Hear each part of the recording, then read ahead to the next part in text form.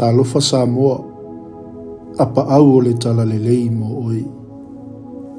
E iei mea e sili atu ona mana umia na ilo le saulotonga.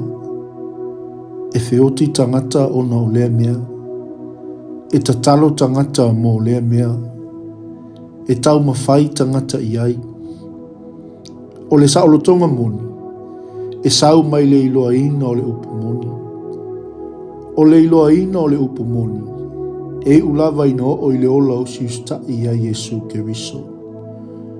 O le upu moni, e le na o se mea e te mawhau iai pe talitonu iai.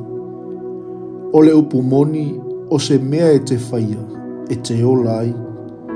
E masani o na whai ua o onga Yesu i le alanga. Amu ia o tou o e whaia ia mea. E na o le whaia lava. O le a tātou i loa ai le upu moni e whaasauloto ina ai tātou. I le Ioane e valu, tolu sumaltasi, tolu sumalelua. O na whetalai atu leo Yesu ia iutaia.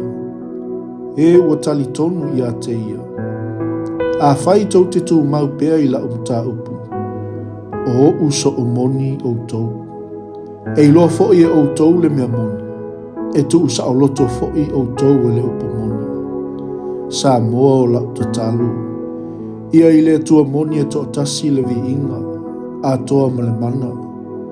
Ta mau te sa ili le ngata o lo whaatasi mai lo uolanga i aso taitasi. Ai whaapea fo'i lo fia i filfilinga o te whaia.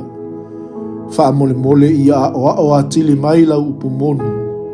A o tau tino atu o te ola i le so i le usu stai lau a fionga ma lo fina ngalu. E ala ia Yesu le upu moni. Amene.